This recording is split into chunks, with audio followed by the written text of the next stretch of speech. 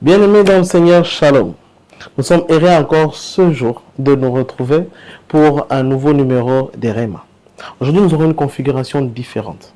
En fait, nous nous sommes dit, pédagogiquement parlant, il était mieux pour nous, après avoir fait 3 épisodes, de faire un peu un break, de nous stopper un peu, de faire un résumé sur tout ce qu'on a vu, d'échanger sur des questions, de vous permettre aussi la possibilité de poser des questions, et pour pouvoir nous assurer que nous sommes en train de développer tous à la même longueur d'onde avant de continuer notre série. Alors, si je dois expliquer un peu tout ce qui a été dit, nous sommes déjà à au troisième épisode. Au tout premier, nous avons expliqué, j'explique les thèmes, donc les thèmes, nous sommes dans recevoir Jésus-Christ comme Seigneur et Sauveur.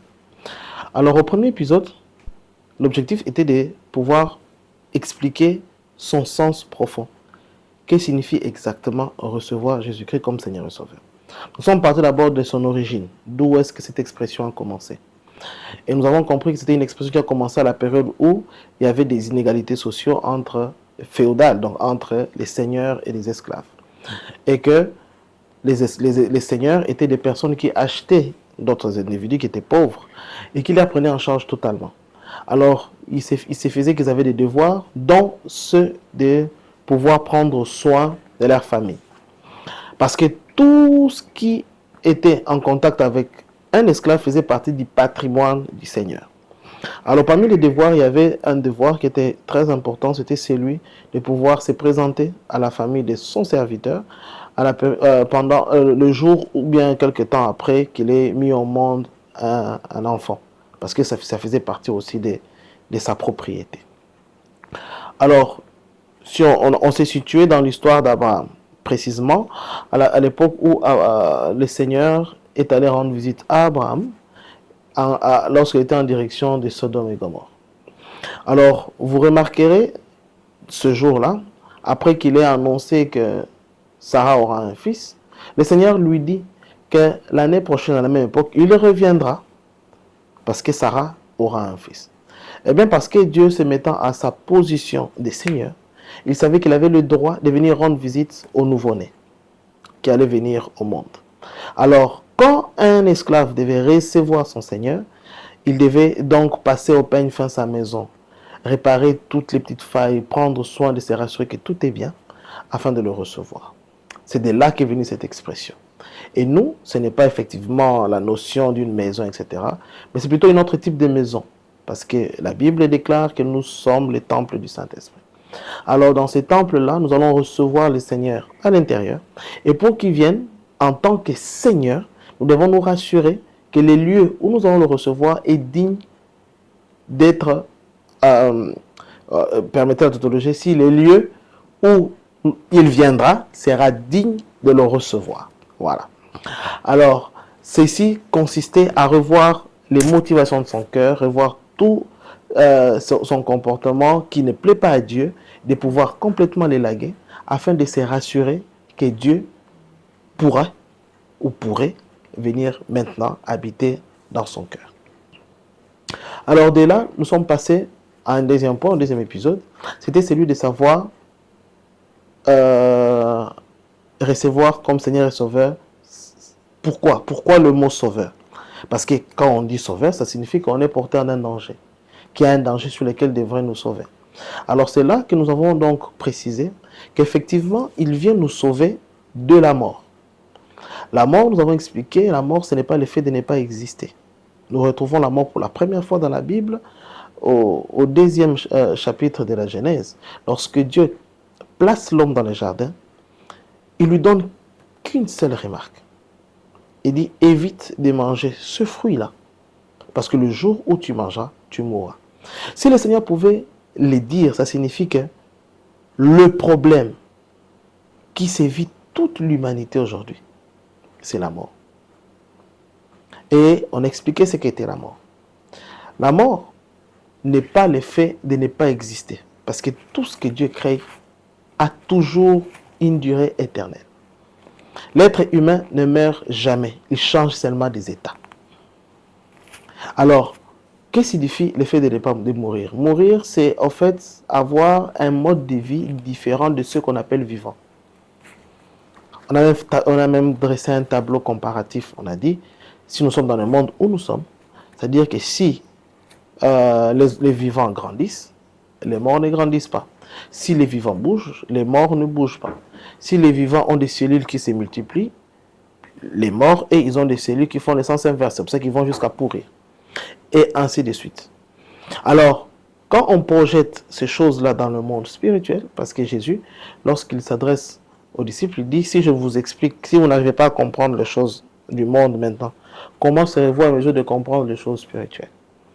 Alors, lorsqu'on projette maintenant dans le monde spirituel, vous allez comprendre que Dieu vit aussi. Mais il ne vit pas avec nous physiquement tel que nous sommes ici. Il vit dans un monde spirituel qui a un mode de vie différent du nôtre. Aujourd'hui, la Bible que nous utilisons est une traduction. Ce n'est pas un livre écrit en français.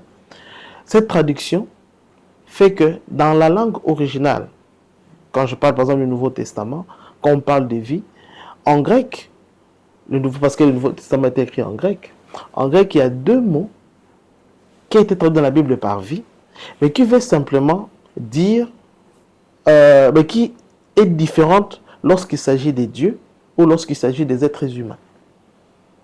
Par exemple, le jour où Pierre donne la révélation à Jésus disant que tu es le Christ, le Fils du Dieu vivant, le verbe là, vivant, c'est le verbe zao.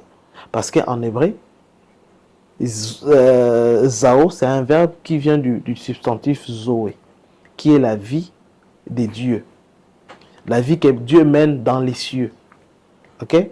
Donc, il voulait dire, si je devais paraphraser la phrase, que tu es le Christ, le fils du Dieu qui a la vie éternelle. Alors, c'est cette vie-là que dans la Bible, pour faire la différence, on a commencé à ajouter le mot éternel pour faire la différence entre la vie humaine et la vie divine. Alors, cette vie éternelle, comme nous l'appelons en français, en grec, c'est Zoé. Et la vie physique, lorsque nous vivons ici, c'est psuké. Vous voyez le mot psuké lorsque, dans le livre de Matthieu, lorsque l'ange parle à Joseph pour lui informer qu'il pouvait rentrer à Nazareth. Parce que Joseph a d'abord fui en Égypte lorsqu'on est en train de persécuter les enfants. Alors l'ange, lorsqu'il parle à Joseph pour lui demander de rentrer en Israël, il lui dit ceux qui en veulent au psuké de l'enfant sont morts. Ok? Donc ça signifie que ceux qui en veulent à la vie physique de l'enfant ne sont plus, parlant de Hérode qui voulait le tuer. Alors, donc, comprenez que partout là où vous voyez vie, selon le contexte, quand on va dans la version originale grecque, des fois on parle de Zoé, des fois on parle de psuké. Donc, c'est-à-dire la vie divine ou la vie humaine. Alors, la vie divine, c'est une vie qui fait que l'homme ait un comportement comme celui des dieux. C'est-à-dire que si Dieu est puissant, l'homme aussi est puissant. Si Dieu est amour, l'homme aussi est amour. Si Dieu est bon, l'homme aussi est bon. C'est cette valeur-là que nous avons perdue lorsque nous avons commis les péchés. Parce que lorsque vous commettez les péchés, la vie de Dieu s'en va et il laisse place automatiquement à la mort. Parce que la notion de mort et de vie, c'est comme lumière et ténèbres. Quand la lumière part, automatiquement les ténèbres s'installent. Voilà pourquoi vous voyez dans le livre de Jean, Jean chapitre 1, Jean se sert de la lumière pour expliquer la comparaison entre les deux. Alors, maintenant, aujourd'hui, lorsque nous parlons de vie éternelle, pourquoi nous parlons de sauveur? C'est parce que ceux qui vivent avec Dieu doivent avoir la vie des dieux. Parce que ceux qui n'ont pas la vie des dieux, spirituellement, ils sont considérés comme étant morts. Et comme vous savez, dans la vie où nous sommes ici physiquement, lorsque un proche ou quelqu'un qu'on aime est mort, avec tout l'amour qu'on a, qu'est-ce qu'on fait? On n'a rien d'autre à faire qu'après être désolé de sa mort, d'aller l'enterrer, de l'amener dans un cimetière. Et les cimetières des rois du royaume des cieux, c'est ce qu'on appelle l'enfer. C'est là où sont prévus d'aller toute personne qui est considérée comme étant spirituellement mort. C'est-à-dire dont l'esprit se comporte à l'inverse de l'esprit de Dieu. Alors, lorsque nous avons commis les péchés, comme dit la parole de Dieu, ils ont tous péché, ils étaient privés de la gloire de Dieu. Alors, lorsque nous avons commis les péchés, ce qui s'est passé, en fait, c'est que la vie de Dieu est partie et automatiquement laissé la place à la mort éternelle. C'est cette mort éternelle qui fera en sorte que lorsque nous allons perdre notre psuké, c'est-à-dire notre vie humaine, nous serons obligés, puisqu'on n'aura que la partie spirituelle, qui sera imbibée de la mort spirituelle, d'aller en enfer. Comme j'expliquais l'image du cimetière du royaume des cieux. Alors, qu'est-ce que Jésus-Christ maintenant vient faire? Jésus-Christ, lui, lorsqu'il vient vers nous, il vient pour nous donner la vie éternelle. C'est-à-dire, il vient nous donner son Zoé. Cette vie qui permettra à ce que, lorsque notre psuké partira, que nous soyons éligibles d'être dans sa présence. Et donc d'être exemptés de ceux qui doivent aller en enfer. Jusque-là, j'espère qu'on s'entend bien. Alors, maintenant, après ça, nous sommes passés maintenant au troisième point. Donc, j'ai expliqué sa signification, ce que ça représentait, de quoi est-ce que nous sommes sauvés, donc de la mort, qui est en fait la mort spirituelle. Et puis après, nous sommes passés au troisième point. C'était le point où nous avons parlé du pourquoi. Pourquoi sommes-nous obligés? Est-ce que c'est vraiment une obligation de le recevoir comme Seigneur et Sauveur? Eh bien oui, parce que ceux qui ne sont pas avec Dieu, ils sont amenés dans les cimetières. Vous savez, les cimetières, lorsque nous sommes humains, c'est encore explicable dans le fait que l'être humain n'est plus inerte, ne bouge pas. Mais un esprit, en réalité, il ne meurt pas. Et l'enfer est un lieu où on les met en quarantaine, c'est-à-dire on les met hors d'état de nuire. Et pour les mettre hors d'état de nuire, on les laisse occupés à souffrir pour qu'ils ne puissent pas avoir la possibilité de poser de mauvaises actions. C'est pour ça que Jésus-Christ il les symbolise avec le mot Géhen pour parler de l'enfer. Le Géhen, en fait, la petite histoire, c'est que Jésus, lorsqu'il est venu sur la terre, il n'a pas vraiment cherché à se compliquer à inventer des mots. Il a commencé à faire des parallélismes pour être à mesure, comme il a expliqué à Jean chapitre 3, à faire des comparaisons pour expliquer les principes du royaume des cieux. Alors en Israël, à cette époque-là, il y avait un lieu où on rassemblait des ordures. C'est-à-dire que lorsqu'on prenait des ordures dans chaque maison, on allait les rassembler quelque part. Où il y avait un feu qui était en permanence, où on jetait tous les ordures là-bas et qui étaient brûlés. Et ces lieux-là, on appelait ça Géhen. Et Jésus expliquait, en se référant de la Géhen, il expliquait, il disait que ceux qui ne sont pas avec Dieu vont être jetés dans l'équivalent de la Géhen, mais du royaume des cieux, dans un étang de feu. C'est cette Géhen-là qu'on a traduit encore par enfer.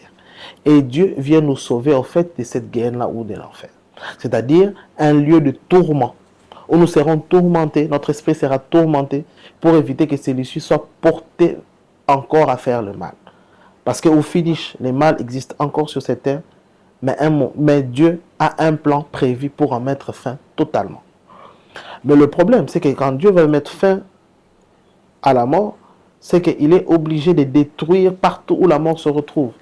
Elle se retrouve donc dans les diables, dans les démons, dans le monde. Ce qu'on appelle le monde dans la Bible, ce sont les êtres humains qui sont porteurs du péché. Donc dans le monde, ok? Et ce monde-là, c'est qui? C'est nous. Voilà pourquoi Dieu, ayant aimé tellement le monde, je suis dans Jean chapitre 3, verset 16, qu'il a envoyé son Fils, afin que quiconque croit à ce Fils-là, qui est le Christ en fait, ne périsse pas, point, mais qu'il ait ce qu'on appelle la vie éternelle, le Zoé. Amen. Alors, c'est ce côté-là qui fait de lui le sauveur. Donc, il nous sauve effectivement de ça.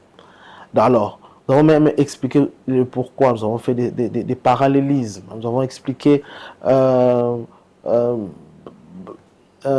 raison pour laquelle on était obligé de pouvoir le recevoir. Nous avons expliqué que nous sommes obligés de les recevoir parce que nous posons les mauvaises actions parce que notre sang est porteur du péché. J'ai expliqué dans le livre de Lévitique, il est écrit que la vie de l'homme est dans son esprit, dans son sang. Cela signifie que le sang est l'élément du corps humain qui est porteur de ces informations. C'est dans le sang qu'on retrouve les informations concernant le caractère de quelqu'un, la forme physique de quelqu'un. Okay? C'est comme ça que, par exemple, lorsque les gens voient, par exemple, mon fils, ma mère me dit que quand il voit mon fils, il a l'image de ce que j'étais quand j'étais bébé. eh ben, il a cette forme-là, on appelle ça donc le phénotype, parce que il est porteur de mon sang. C'est mon sang qui a donné cette forme-là qu'il a. On peut retrouver dans un de mes enfants un comportement que j'ai. Pourquoi? C'est parce qu'il porte mon sang. C'est mon sang qui lui a transmis. Il a hérité d'un comportement qui se trouvait dans mon sang. Parce qu'en fait, ce qui me caractérise, ma vie est dans ce sang-là.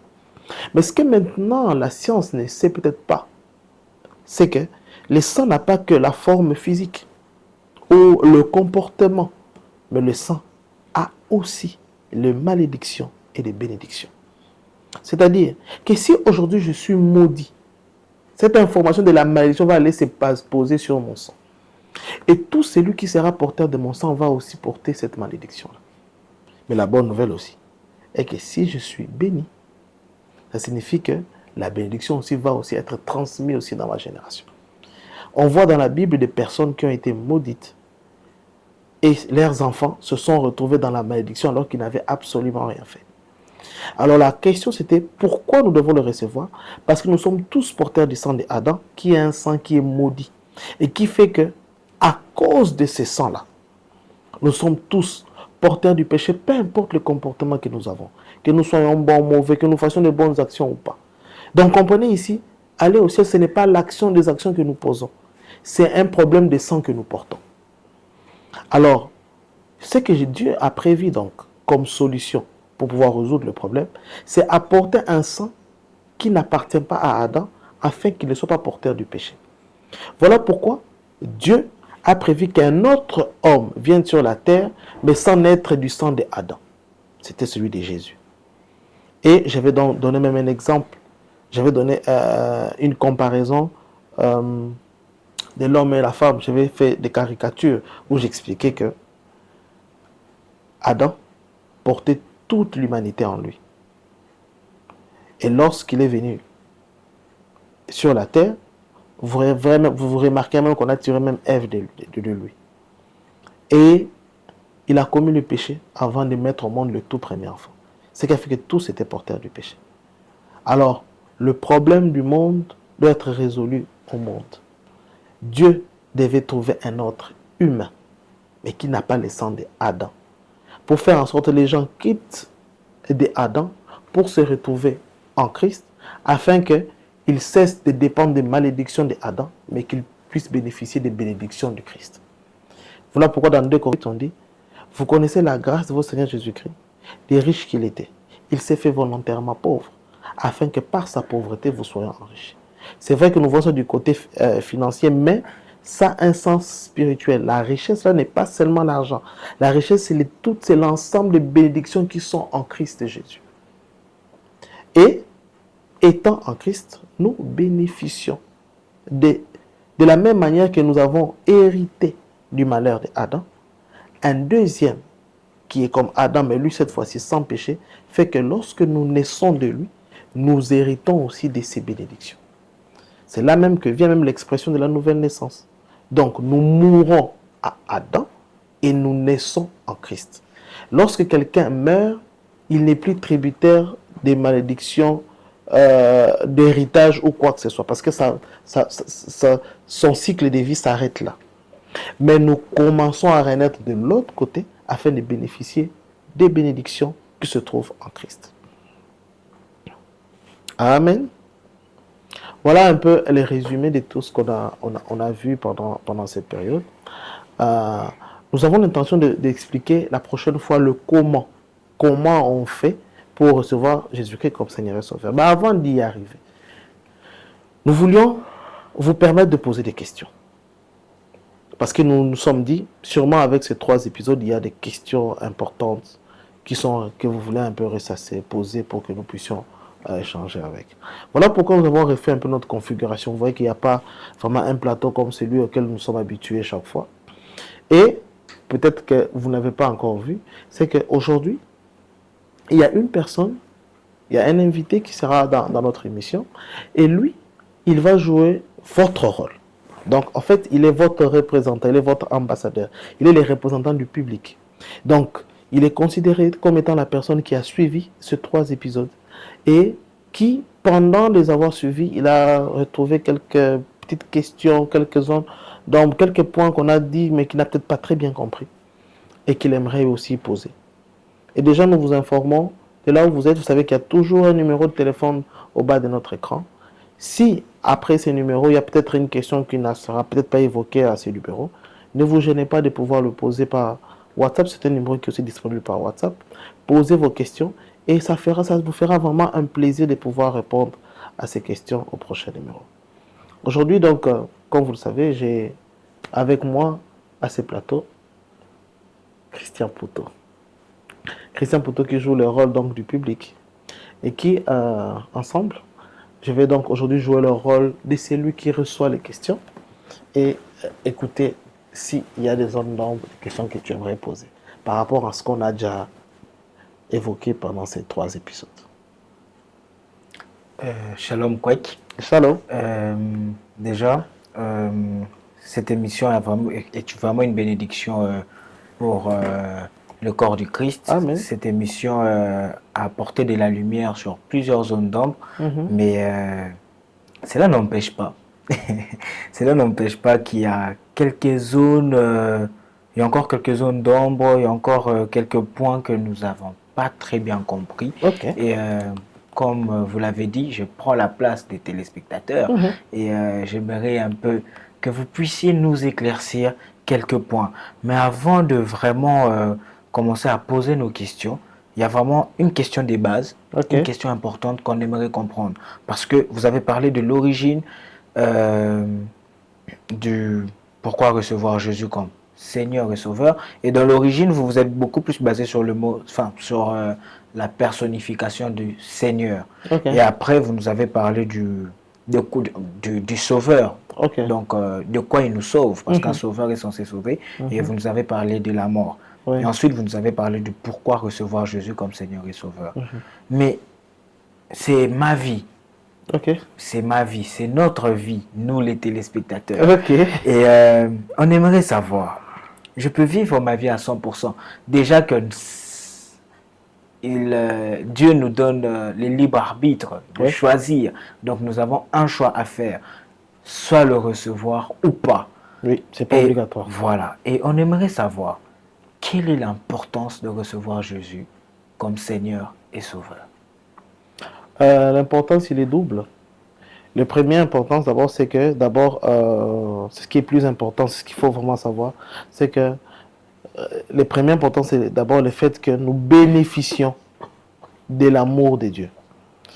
Dieu nous donne un amour sans condition. Et manquer cet amour, c'est vraiment la plus grande perte qu'une personne peut avoir sur cette terre.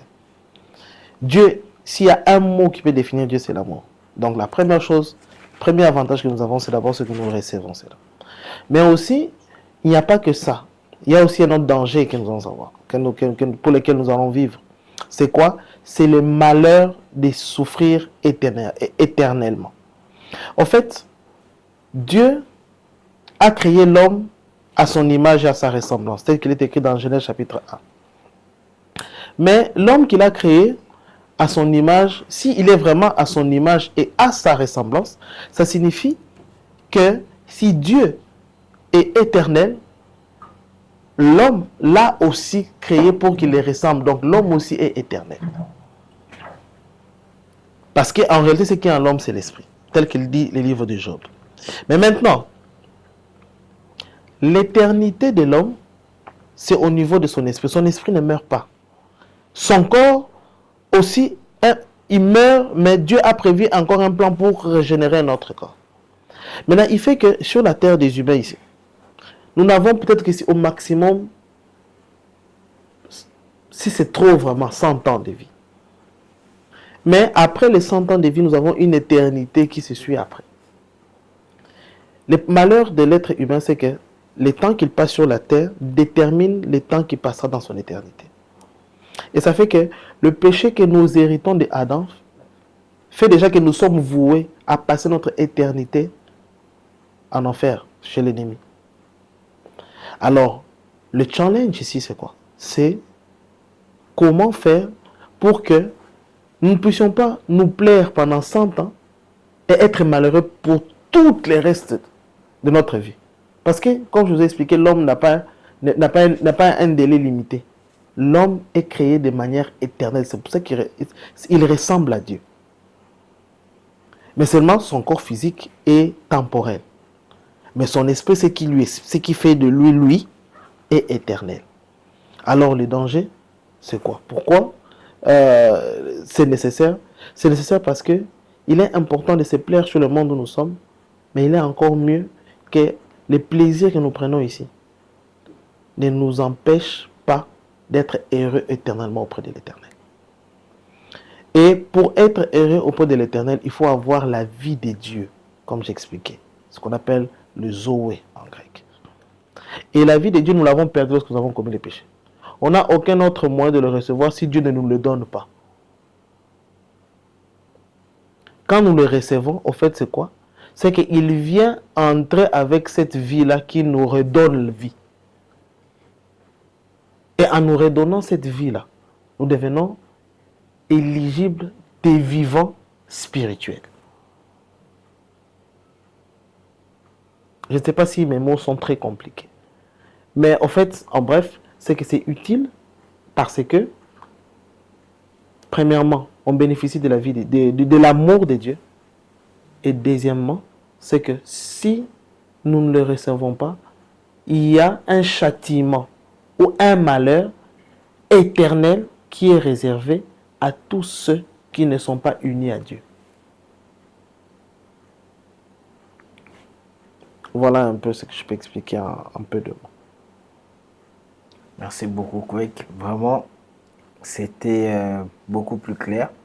Mais, pardon, pendant votre intervention, il y a encore quelques points qu'on va vous demander d'éclaircir. Mais là, ça sera beaucoup plus lorsque nous allons entamer le point 3. Oui. Maintenant, nous allons vraiment utiliser une sorte de pyramide ordonnée. On va commencer par le point 1, l'origine. Vous nous avez parlé de l'origine du mot Seigneur. Pourquoi est-ce qu'on doit recevoir Jésus comme Seigneur? Vous nous avez expliqué l'histoire avec les esclaves, les maîtres. Lorsque les esclaves mettaient au monde, tout ce que les esclaves possédaient, cela appartenait aussi d'une certaine manière au maître. Et le maître avait le devoir d'aller vers les esclaves parce que les maîtres assuraient la protection de ces esclaves. Vous nous avez expliqué tout ça. La question est celle de savoir pourquoi le recevoir comme Seigneur. Parce que lorsque Jésus vient, il se présente aussi comme étant notre ami. Lorsque Jésus vient, il se présente aussi comme étant notre ami. Il se présente aussi comme un frère. Et ben, nous pensons que on peut aussi faire la volonté d'un frère. On peut aussi faire la volonté d'un ami. On peut écouter ce qu'un ami nous conseille. Parce que lorsque, par exemple, le Christ nous dit « Il vous est avantageux que je m'en aille afin que vienne le Saint-Esprit, le Consolateur, l'ami. » Il a donné plusieurs titres à la personne du Saint-Esprit. On comprend que c'est une personne qui nous accompagne dans chaque détail de nos vies. Et pourquoi le Christ veut simplement qu'on le reçoive comme Seigneur et Sauveur? Mettons d'abord le Sauveur de côté parce que nous avons compris de quoi il nous sauve déjà par votre intervention, mais nous allons encore revenir dessus sur le deuxième point. Mais on aimerait comprendre pourquoi le recevoir comme Seigneur, pourquoi pas comme ami. Vous ne trouvez pas que le fait qu'on le reçoive comme Seigneur, cela tue même notre libre arbitre? Parce que nous nous rendons esclaves du Christ. Un esclave ne fait que ce que le maître veut. Est-ce que vous pouvez un peu nous éclaircir Ok, ça c'est une très bonne question. D'abord, avant de répondre à cette question, j'aimerais d'abord qu'on puisse nous mettre d'accord sur les concepts. Tu as parlé un peu de beaucoup de choses. Tu as parlé du Consolateur, tu as parlé du Saint-Esprit, tu as parlé de Jésus, etc., etc. Mais j'aimerais, avant d'avancer, te poser une question pour susciter un peu un raisonnement. En fait, sur cette terre, telle que nous sommes là en tant que chrétiens, Jésus-Christ est où? Jésus-Christ est où? La Bible dit qu'il est à la droite du Père. Qui est avec nous ici? Le Saint-Esprit. C'est le Saint-Esprit. quand nous sommes nés de nouveau, qui entre réellement en nous? C'est le Saint-Esprit. Mais alors pourquoi, tu te vas poser la question, alors pourquoi est-ce qu'on dit alors Jésus? Si c'est, pourquoi on ne dit pas recevoir le Saint-Esprit comme Seigneur et Sauveur? Ok. Ok? Ok. Voilà. La Bible déclare que Jésus-Christ porte le nom qui a été élevé au-dessus de tout le nom. Si ça a été élevé, ça signifie qu'avant, il avait une position et aujourd'hui, il a une position encore plus grande. Ok? D'abord, il faut qu'on mette d'accord, il faut mettre d'accord sur une chose. C'est que notre Dieu est un, mais trinitaire. Père, Fils et Saint-Esprit. Moi, j'aime dire d'ailleurs Père, Parole et puis Saint-Esprit. Pourquoi j'aime dire Parole? Parce que la notion de Fils, c'est une notion temporelle. C'est juste pendant la période où il était humain, où il avait pris la forme humaine. C'était pour pouvoir définir son origine. Ah, tu fronces le visage. Oui. Je vais une petite parenthèse, je vais fermer rapidement. En fait, je vais te poser une question. Parce qu'il y a des gens souvent qui disent Jésus-Christ à qui nous croyons, il est Dieu ou bien il est Fils de Dieu. Ok? Voici. Quand je dis par exemple, je crois dans le livre d'Ézéchiel, non, même le livre des psaumes. Ézéchiel, oui, on parle, mais psaume aussi. Le livre des psaumes, je crois, au psaume 115, il est écrit l'Éternel et les cieux de l'Éternel. Mais la terre, il a donné au Fils de l'homme. Quand on dit Fils de l'homme, l'homme là, c'est qui? C'est l'enfant de qui? Quand on dit Fils de l'homme, c'est l'enfant de qui? Selon toi, c'est l'enfant de qui? C'est l'enfant de personne. C'est une expression qui dit de même nature que Adam, qui ressemble à Adam. C'est une expression qui dit qui ressemble à Adam. Ok? De la même manière que la même expression qu'on dit fils de l'homme, ça ne veut pas dire l'enfant de quelqu'un, mais de même nature que homme, là c'est Adam. De même nature que Adam. Fils de Dieu, c'est aussi la même expression qui veut dire de même nature que Dieu. Ok. Ok? Voilà pourquoi il est écrit, lui qui était de nature divine, il n'a pas regardé à cette égalité. Ok? Quand Jésus disait que je suis fils de Dieu, pourquoi on voulait le lapider? Parce que il disait, quand on dit fils de l'homme, c'est dit de même nature que l'homme, que Adam.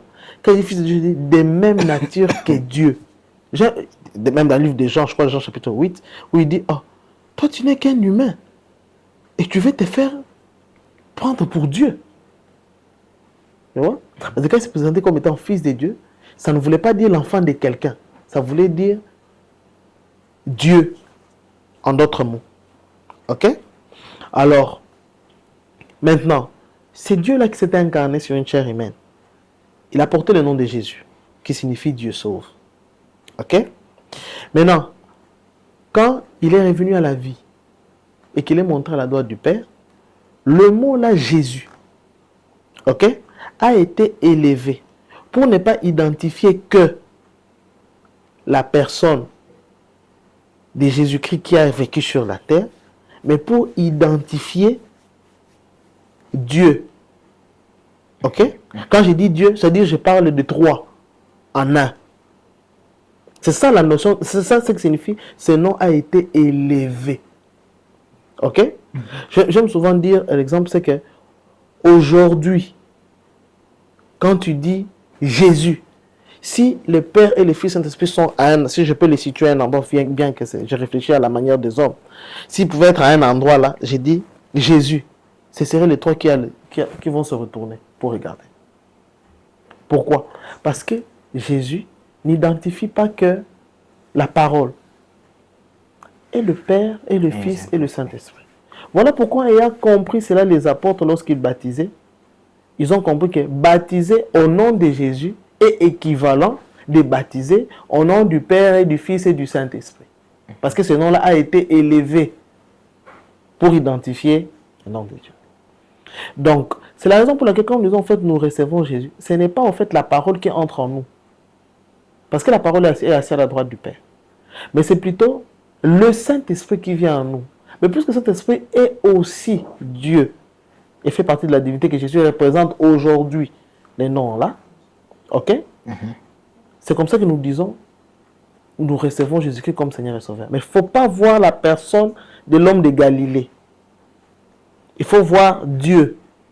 Voilà pourquoi, dans les livres des gens, lorsqu'il dit, c'est lui qui m'aime vraiment, c'est celui qui retient ma parole et les met en pratique. Qu'est-ce qu'il dit? Moi et mon Père, nous viendrons habiter en lui. Donc c'est Dieu qui vient en entièreté, mais représenté par la personne du Saint-Esprit. Ok? Voilà. Ça, c'était d'abord la chose que je voulais élucider. Maintenant, ta question était celle de savoir si... C'était encore quoi la question? C'était... Pourquoi le recevoir comme un Seigneur? Seigneur alors qu'il est ami. Il est ami. Voilà. Il est frère. Il est ami, il est frère. Donc déjà, je voulais pourquoi j'ai évoqué ça? Parce que ne vois pas l'aspect frère, parce que frère, c'est plus Jésus, homme, qui vient sur la terre, qui veut s'identifier à nous. Ok? Donc, quand on parle de Jésus ici, c'est le contexte des dieux trinitaires. Ok? Voilà. Donc, mais représenté par la personne du Saint-Esprit. Ok? C'est compliqué là? Non? Non. Voilà. Représenté par la personne du Saint-Esprit. Parce que c'est lui qui est en œuvre maintenant sur la terre comme Dieu. Ok? Maintenant, la personne du Saint-Esprit qui est sur la terre veut que nous puissions aller au ciel. Mais il ne veut pas que pour qu'il aille au ciel, il faudrait que nous exécutons à la lettre ce qu'il nous demande de faire. Pourquoi? Parce qu'il ne faut pas se leurrer. C'est que nous sommes devenus dans une nature hybride, c'est-à-dire notre corps est porteur de la chair qui a des tendances vouées vers le mal. Et notre esprit où Dieu est venu se loger, donc le Saint-Esprit est venu se loger, il a fait vivifier cette vie, donc il a donné la vie éternelle. Il a fait que cette vie éternelle est au niveau de l'esprit et le mal est au niveau de notre corps, donc la chair. Et ça fait que l'âme qui est au milieu est dans un combat, ne sachant pas de quel côté aller. Donc, un moment, il est tiré vers l'esprit d'un côté et le côté tiré de la chair de l'autre côté. Ok? Alors, les besoins de la chair sont en inimitié que celui de l'esprit. Or, c'est en faisant ce que l'esprit nous demande de faire que nous serons sauvés. Que lorsque le corps partira, nous serons dans la félicité avec le Seigneur. Maintenant, vois ton corps qui est trinitaire là aussi. Donc, corps, âme et esprit. L'âme, c'est ton toi. L'esprit, c'est ce qui te permet d'être en contact avec Dieu. Et ta chair et ton corps, c'est où agit la chair. C'est celui qui te pousse à commettre les mal. Maintenant, quand tu commets les mal, ça signifie que la chair prend de la place sur ton âme. Et ça veut dire que le mal est dedans. Quand tu te comportes selon la volonté de Dieu, ça signifie que l'esprit prend de la place sur ton âme. Ok? Et à la fin des temps, qu'est-ce qui va se passer en fait? C'est que Dieu va prendre tous ceux qui ont leur âme, ou ceux qui dans leur âme n'auront pas l'influence de la chair. Il va détruire cette chair. Comme cette chair sera seulement au niveau du corps, le corps sera détruit. Son âme et son esprit restera intact. Dieu va lui revêtir de notre corps incorruptible et il va être enlevé auprès de lui. C'est ça le principe de l'enlèvement. Ok? Mais la seule condition pour le faire, il faut lui être soumis. Comme l'est soumis un esclave face à son maître. L'esclave, lorsqu'il est devant son maître, il ne fait pas ce qui lui plaît. Il fait ce que le maître lui dit. Or, étant donné que ton âme a passé plus de temps sous l'influence de la chair, l'âme a tendance à faire des choses pour lesquelles il est habitué. C'est-à-dire commettre les mal.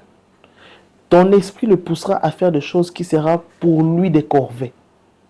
Alors si il se comporte comme étant un ami, tu vois, tu me demandes des choses, je te dis non, je suis fatigué, je ne veux pas. Mais je ne veux pas que tu dis là, c'est ce qui te mène vers la mort. Ok? Alors si tu fais la différence entre l'amitié et la soumission, de sorte que dans les choses que tu demandes, tu lui es totalement soumis, Mais dans ses relations avec lui, dans son intimité, vous vous comportez comme ami, c'est là que tu es sauvé. Tu as fait ça. C'est que lui être soumis comme maître n'est pas une option, c'est une obligation pour être à mesure de conserver sa sainteté afin que le jour où le Seigneur viendra pour enlever son église, on ne retrouve pas la mort au niveau de ton âme, mais qu'il n'y ait que de la vie éternelle dans ton âme. Si on fait ça, la raison. Ok. Merci beaucoup, Kwek. Je crois que c'est beaucoup plus clair déjà pour moi. J'avais les visages froissés au début et là je souris. J'ose croire aussi que c'est un peu plus clair pour toutes ces personnes qui nous suivent. Mais nous allons passer au deuxième point. S'il y a encore des zones d'ombre, vous l'avez dit, nous allons recevoir des questions pour que vous puissiez y répondre. Oui. Mais passons un peu au deuxième point, lorsque vous parlez de la mort. Oui. La mort.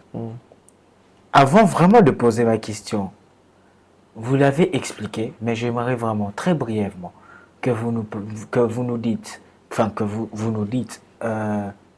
est-ce qu'on est mort?